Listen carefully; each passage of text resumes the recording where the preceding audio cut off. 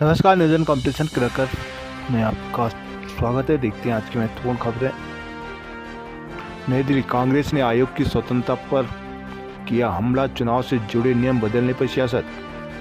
देहरादून निकाय चुनाव, सरकार को सौंपा आरक्षण का फाइनल ड्राफ्ट। उत्तराखंड मौसम, बर्फ बारिश के साथ शुरू होगी साल की विदाई। केंद्र सरकार द्वारा चुनाव के नियमों में बदलाव को लेकर सियासत शुरू हो गई है। कांग्रेस ने इसे लेकर रविवार को केंद्र पर निशाना साधा है। कांग्रेस अध्यक्ष मल्लिकार्जुन खड़गे ने आरोप लगाया कि यह निर्वाचन आयोग की अखंडता को नष्ट करने की मोदी सरकार की साजिश का हिस्सा है। खड़गे ने यह भी कहा कि मोदी सरकार द्वारा निर्वाचन आयोग की निष्ठा को जानबूझकर खत्म करना संविधान और लोकतंत्र पर सीधा हमला है। सरकार ने चुनाव नियमों में बदलाव करते हुए सीसीटीवी कैमरा और वेबकास्टिंग फुटेज तथा उम्मीदवारों की वीडियो रिकॉर्डिंग जैसे कुछ इलेक्ट्रॉनिक दस्तावेजों के सार्वजनिक निरीक्षण को रोक दिया था ताकि उनका दुरुपयोग रोका जा सके। चुनाव आयोग की सिफारिश के आधार पर केंद्रीय कानून मंत्रालय ने इन दस्तावेजों को प्रतिबंधित करने के लिए चुनाव संचालन नियम 1961 के नियम 93(2)(1) में संशोधन किया था। खड़गे ने इसे लेकर सोशल मीडिया प्लेटफॉर्म एक्स पर प्रतिक्रिया व्यक्त की। खड़गे ने लिखा कि इससे पहले उन्होंने मुख्य न्यायाधीश को इस समिति से हटा दिया था जो निर्वाचन आयुक्तों की नियुक्ति करता है। अब वे उच्च न्यायालय के आदेश के बाद भी चुनावी जानकारी को रोकने में लगे हैं। उत्तराखंड में शहरी विकास निदेशालय ने नगर निकायों में अध्यक्ष पद के लिए आरक्षण का फाइनल ड्राफ्ट रविवार को सरकार को सौंप दिया है। अब मुख्यमंत्री पुष्कर सिंह धामी के अनुमोदन का इंतजार है। अनुमोदन मिलते ही आरक्षण की अंतिम अधिसूचना जारी हो जाएगी। सूत्रों की माने तो अधिसूचना रविवार देर रात या सोमवार को जारी हो सकती है। इससे पूर्व केंद्रीय अंतरिम अधिसूचना जारी होने के एक हफ्ते बाद शनिवार शाम 5 बजे तक निदेशालय को 1000 से ज़्यादा आपत्तियां मिली, जिसमें हरिद्वार जिले में सर्वाधिक 390 व पौड़ी में सबसे कम मात्र 1 आपत्ति आई थी। निर्देशालय के अधिकारी रविवार रात करीब 11 बजे तक आपत्तियों के निस्तारण में जुटे रहे। रविवार को छुट्टी के बावजूद आपत्तियों का निस्तारण किया गया। निर्देशालय ने शाम 5 बजे आरक्षण का फाइनल ड्राफ्ट सरकार को भेजा। विभागीय निदेशक दीपिका खंडेलवाल ने कहा कि आगे शासन स्तर पर कार्रवाई होनी है। उत्तराखंड मौसम, उत्तराखंड में साल 2024 की विदाई बारिश और बर्फबारी के होने के आसार है। मौसम विभाग ने 27 और 28 दिसंबर को पूरे प्रदेश में बारिश की संभावना जताई है। 2800 मीटर से अधिक ऊंचाई वाले इलाकों में बर्फबारी का भी पूर्वानुमान है। उत्तराखंड के कुछ हिस्सों में सोमवार से मौसम करवट बदल सकता है। देहरादून स्थित मौसम विज्ञान केंद्र ने सोमवार को 8 जिलों उत्तरकाशी, रुद्रप्रयाग, चमोली, देहरादून, टेहरी, बागेश्वर, पिथौरागढ़ और अल्मोड़ा में कहीं की बारिश होने की संभावना जताई है। 3000 मीटर से अधिक ऊंचाई वाले इलाकों में बर्फबारी भी हो सकती है, जबकि 24 दिसंबर को उत्तरकाशी, चमोली, रुद्रप्रयाग और बागेश्वर जिलों में कहीं हल्की बारिश और बर्फबारी के आसार है। मौसम विज्ञान केंद्र के वैज्ञानिक रोहित थपलियाल ने बताया कि 27 दिसंबर से पश्चिमी विक्षोभ सक्रिय होगा। इससे 27 और 28 दिसंबर को प्रदेश भर में बारिश और ऊंचाई वाले इलाकों में बर्फबारी की संभावना है। 31 दिसंबर और नए साल का पूर्वानुमान 2 दिन में स्पष्ट हो सकेगा। उधर कुमाऊं के ज्यादातर हिस्सों में रविवार को बादल आंख मिचौली करते दिखे। सुबह ज्यादातर स्थानों पर बादल छाए रहे, इससे ठंड में इजाफा हो गया। हालांकि दोपहर बाद धूप खिली। हल्द्वानी में न्यूनतम तापमान 3.5 डिग्री सेल्सियस दर्ज किया, जबकि अधिकतम तापमान 23 डिग्री सेल्सियस रहा। देहरादून में मुख्यमंत्री धामी ने 74 योजनाओं का किया लोकार्पण। देहरादून मुख्यमंत्री पुष्कर सिंह धामी ने रविवार को देहरादून में 188 करोड़ की 74 परियोजनाओं का लोकार्पण और शिलान्यास किया है, जिसमें 4 electrical vehicle EV charging station का शुभारंभ भी शामिल है। इसके साथ ही सीएम धामी ने 2 ऑटोमेटेड पार्किंग और 1 भूतल पार्किंग स्थलों का भी शिलान्यास किया। सीएम धामी ने कहा कि आने वाले दिनों में शहर में पार्किंग और ईवी चार्जिंग सुविधाएं बढ़ेंगी। सरकार का इस पर विशेष फोकस है। कन्नन चौक पर रविवार को आयोजित कार्यक्रम में मुख्यमंत्री धामी ने 111.22 करोड़ की 36 योजनाओं का लोकार्पण कर उन्हें जनता के लिए समर्पित किया है, जबकि 76.85 करोड़ की 38 योजनाओं का शिलान्यास किया गया। मुख्यमंत्री ने बाल भिक्षावृत्ति निवारण प्रयासों के अंतर्गत 3 रेस्क्यू और पुनर्वास वाहनों का फ्लैग ऑफ किया है। जिलाधिकारी देहरादून कार्यालय में पत्र प्रबंधन डेस्क का भी शुभारंभ किया गया। देहरादून मेडिकल कॉलेजों में टेक्नीशियन के पदों पर निकली भर्ती। चिकित्सा चयन बोर्ड ने राज्य के सरकारी मेडिकल कॉलेजों में खाली चल रहे CSSD टेक्नीशियन के 79 पदों के लिए भर्ती शुरू कर दी है। बोर्ड की ओर से अपनी वेबसाइट में भर्ती के संदर्भ में विस्तृत जानकारी अपलोड कर दी गई है। चयन बोर्ड के सचिव प्रदीप जोशी की ओर से जारी कार्यक्रम के अनुसार इन पदों के लिए ऑनलाइन आवेदन की प्रक्रिया 4 जनवरी से शुरू हुई, जबकि आवेदन की अंतिम तिथि 24 जनवरी तय की गई है।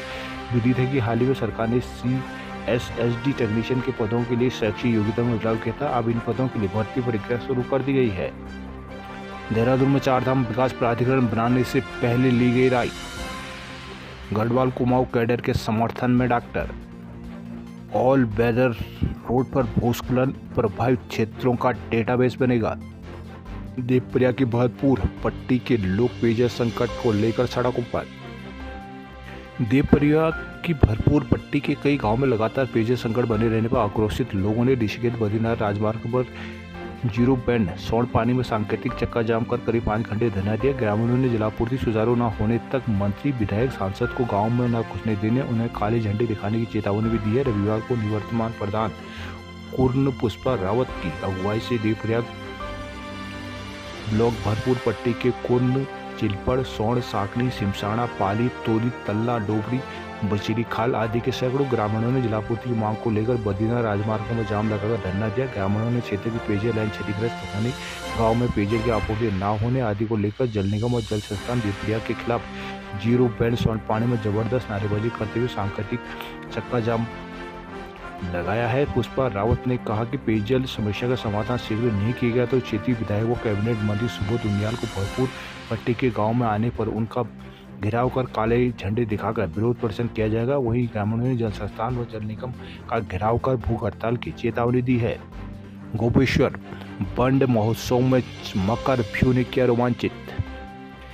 गोपेश्वर रविवार को बंड महोत्सव में केदार घाटी के रंग कर्मियों और सांस्कृतिक धर्मियों ने पांडवों की कथा, जीवन चक्र और युद्ध रणकला मकर फ्यू का शानदार और आकर्षक मंथन किया।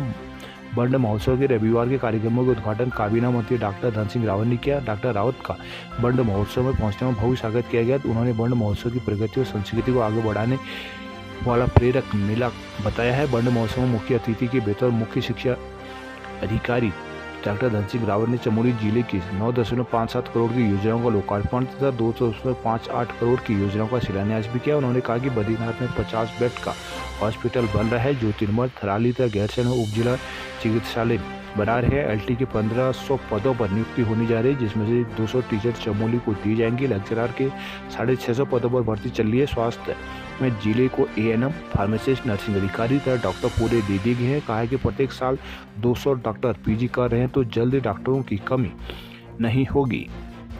अगस्त मुनि में सर्दोत्सव आज से नई टेरी एक्रो वर्ल्ड में फ्रांस की थियो डिक बने चैंपियन।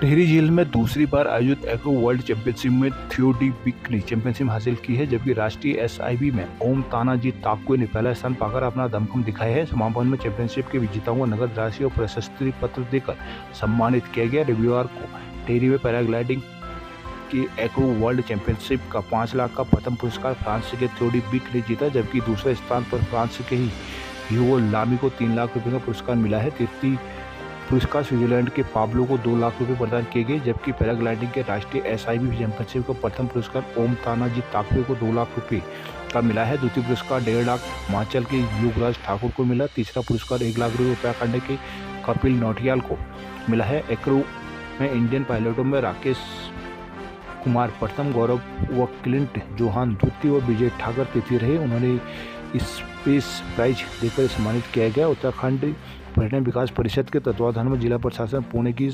मंत्रा संस्था के सहयोग से टिहरी जेल में आयोजित 4 दिवसीय एक्रो चैंपियनशिप एयर शो 2024 का रविवार को विधिवत समापन हो गया है। समापन अवसर पर मुख्य अतिथि ओबीसी आयोग के अध्यक्ष संजय नेगी के साथ ही विशिष्ट अतिथि डीएम मयूर दीक्षित ने समापन कार्यक्रमों का शुभारंभ करने के साथ ही विजेताओं को पुरस्कार का वितरण भी किया। इस मौके पर डीएम मयूर दीक्षित ने कहा कि पैराग्लाइडिंग के वर्ल्ड और राष्ट्रीय चैंपियनशिप यहाँ होने से टिहरी झील का नाम देश व दुनिया के लोगों के बीच पहुंचा है। पौड़ी के 4 प्राथमिक स्कूलों में आदर्श पुस्तकालय की स्थापना।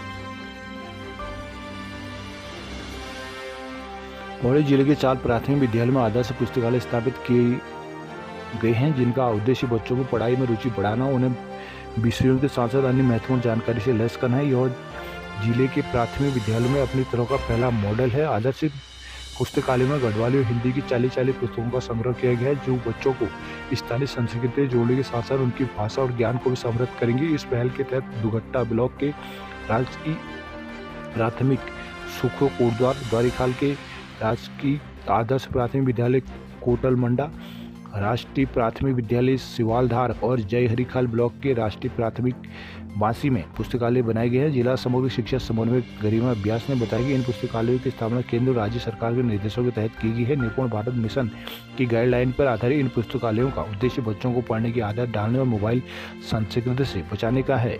कर्णप्रयाग में मार्क्सवादी कम्युनिस्ट पार्टी का सांप्रदायिक नीतियों के खिलाफ संघर्ष का आह्वान।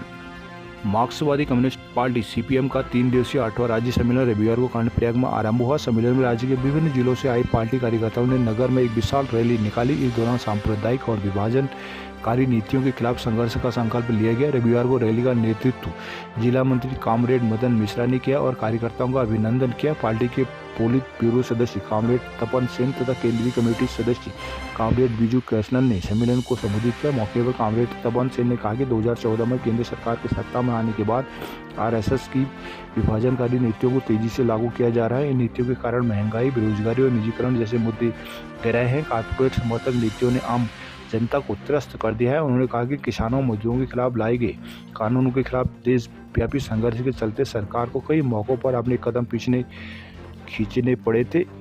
कॉमरेड बीजू कृष्ण ने उत्तराखंड सरकार में निशाना साधते हुए कहा कि राज्य सरकार चुनावी वादों को पूरा करने में असफल रही है। इसके बजाय वो विभाजनकारी नीतियों को अपनाकर राज्य की शांति और व्यवस्था को चुनौती दे रही है। पार्टी राज्य सचिव राजेंद्र नेगी ने कहा कि सीपीएम ने हमेशा राज्य हित से जुड़े मुद्दों को मजबूती से उठाया है। उन्होंने राज्य की जनता को विभाजनकारी नीतियों के खिलाफ एकजुट होकर संघर्ष करने का आह्वान किया। अल्मोड़ा के खतियाड़ी में बार के विरोध में जुड़े ग्रामीण और प्रदर्शन। खतियाड़ी में बार बंद न होने से महिलाओं लोगों में आक्रोश व्याप्त है। रविवार को ग्राम पंचायत खतियाड़ी की देवी मंदिर में बैठक हुई। बार के विरोध में आंदोलन करने के लिए रणनीति तैयार की गई। रविवार को हुई बैठक में ग्रामीणों ने शासन, प्रशासन और सरकार के खिलाफ प्रदर्शन कर नारेबाजी की है। बार बंद न होने पर विरोध जताया गया। कहा कि ग्रामीणों बार का पूरी तरह से विरोध कर रहे हैं। शासन प्रशासन ने बार बंद करने की मांग भी की गई, लेकिन मांग के बावजूद क्षेत्र में खोले गए बार को बंद नहीं किया जा रहा। नगर में पहले से नशे की तस्करी काफी बढ़ रही है। नशे के सेवन से युवाओं का भविष्य बर्बाद हो रहा है। जागेश्वर प्रबंधक बनने के लिए 13 आवेदन।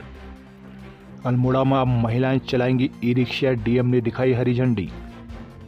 ग्रामीण उद्यम वेग वृद्धि परियोजना ग्रामोत्थान योजना के तहत स्वयं सहायता समूह के महिलाओं को रोजगार से जोड़ने की कवायद शुरू हो गई है। रविवार को समूह के 18 महिलाओं को 10 पिंक ई रिक्शा उपलब्ध कराए गए। ई रिक्शा वाहनों का ट्रायल आरसीएम मॉल अल्मोड़ा से शिखर होटल तक किया जाएगा। ट्रायल कार्यक्रम का शुभारंभ डीएम आलोक कुमार पांडे ने हरी झंडी दिखाकर किया। उन्होंने कहा कि यह प्रयास महिलाओं के आर्थिक बढ़ावा देने के साथ ही महिला सशक्तिकरण को भी बल देगा। उन्होंने कहा कि महिलाओं के लिए ई रिक्शा का ट्रायल किया गया है। इसका विधिवत शुभारंभ भी जल्दी किया जाएगा। समूह की इन महिलाओं का प्रशिक्षण पूर्ण करा गया है ताकि वो ई रिक्शा का सुचारू रूप से संचालन कर सके। ट्रायल के दौरान छोलिया दलों को भी रवाना किया गया, जिससे अल्मोड़ा कुमाऊं की सांस्कृतिक पहचान को भी बढ़ावा दिया जा सके। यहाँ सीडीओ दिवेश सांसने, एडीएम सीएम मर्तोलिया, परिवहन अधिकारी अखिलेश चौहान, संदीप कुमार आदि मौजूद रहे।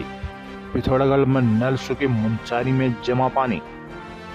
सीमांत में ठंड के बीच पानी की जद्दोजहद जारी है। जिला मुख्यालय में जहां शहर के अलग अलग हिस्सों में नलों से पानी टपक नहीं रहा, वहीं जरूरत के सापेक्ष नहीं मिल पा रहा, तो वहीं मुंशियारी में पड़ रही कड़ाके ठंड के कारण लोगों को पानी के लिए जूझना पड़ रहा है। यहाँ 0 डिग्री से नीचे पहुंचे तापमान ने पानी नलों में ही पानी को जमा दिया है। घरों तक पानी की आपूर्ति न होने से 2000 की आबादी परेशान है। नगर में बीते कुछ दिनों से पानी का संकट झेल रहे लोगों को राहत नहीं मिली है। आमजन का कहना है कि कहीं एक दिन के अंतराल के बाद पानी दिया जा रहा है, तो कहीं जरूरत के अनुसार सप्लाई नहीं हो पा रही है। रविवार को अंचोली की ममता ने बताया कि वर्तमान में विभाग की ओर से नियमित तौर पर पानी की सप्लाई की जा रही है, लेकिन महज 15 से 20 मिनट ही नलों में पानी आ पा रहा है। पनलोड कुमोड़ में रहने वाले सैकड़ों लोग भी इस तरह की समस्याओं से जूझ रहे हैं। उधर रई पंडा क्षेत्र में पानी की सप्लाई न होने से लोग प्राकृतिक स्रोतों से पानी ढूंढते नजर आए। चंपावत में पालिका अध्यक्ष को कांग्रेस ने दिए 3 दावेदार। टनक और पूर्णागिरी में बिजली लाइन टूटी, अंधेरे में हो रही है यात्रा। सिडकुल कर्मी की संदिग्ध हालत में मौत, परिजनों ने लगाया आरोप। गृह मंत्री शाह के खिलाफ कांग्रेसियों का प्रदर्शन। हल्द्वानी क्रिसमस नए साल से पहले ही जाम से बेहाल हुए लोग।